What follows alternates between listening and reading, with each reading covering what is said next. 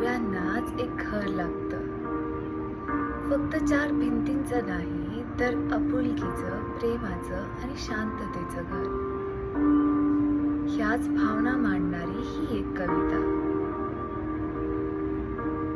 एक घर असावं, जिथे जागा छोटी असली तरी मन मोठं असावं.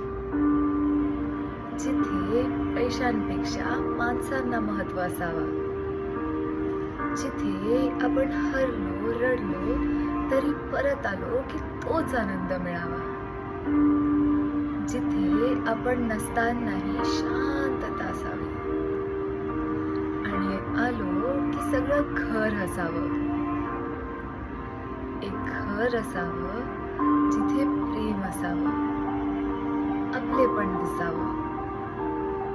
एक घर असावं जे घर नसेल पण एक ओळख असावी.